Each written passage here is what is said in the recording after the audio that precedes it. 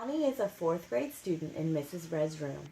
Johnny and his friends are outside playing at recess when Johnny pulls out a small pocket knife that his dad gave him. Johnny shows it to the other boys in his class and talks about how he plans to make sure that Rex on the bus won't pick on him anymore. Luke, one of Johnny's friends, tries to talk to Johnny and get him to give the pocket knife to his teacher, but Johnny sticks the knife in his pocket and tells Luke to quit being a tattletale. Luke doesn't want to get Johnny in trouble, but he knows that it is against school rules to have a knife at school. Luke reports to Mrs. Red the information he heard at recess and Johnny's plan for the bus. So we're going to go over how to write an office discipline referral with our example scenario. When we are filling out an office discipline referral, there's a couple of things that you need to make sure that you are including in your referral. You need to make sure that you're including the student's name, but if there are other students involved, you need to refer to them as either student A, student B, or the boy or the girl. You also need to make sure you're including the date, the time of the incident, so this would be during recess, student's classroom or their homeroom teacher, their grade level, and also who is actually referring the student for the office referral. You need to make sure that you are being very factual in the problem behavior that you are writing up, as well as possible motivation that the student may have and any actions that you may have taken. So I'm going to go ahead and I'm going to use this scenario right now to fill out the discipline referral.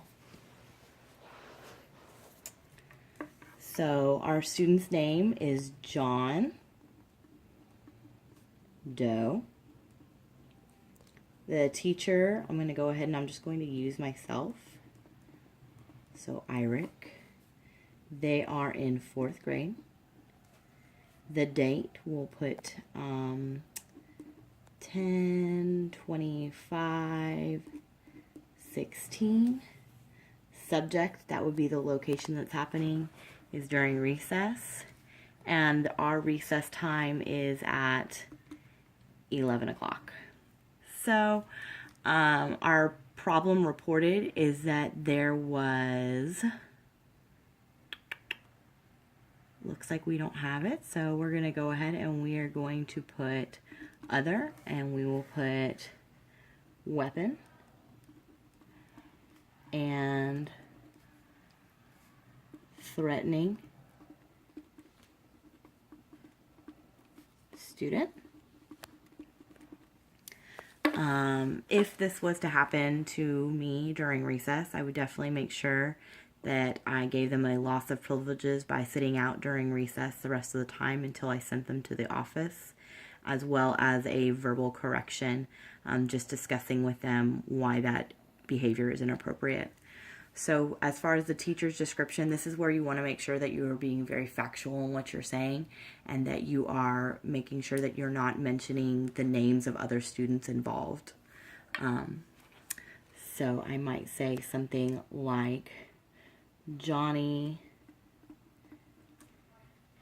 had a knife at recess, which he was showing to several other boys in his class. Johnny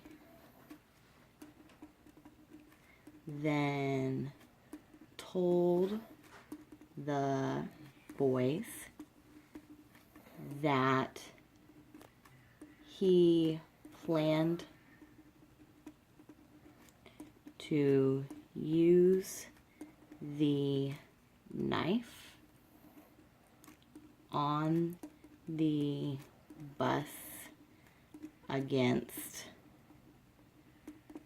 a boy who was bullying him.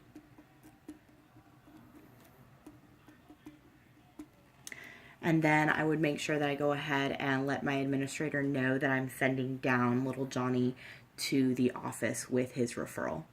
And the rest of the information will be taken care of by my administrator.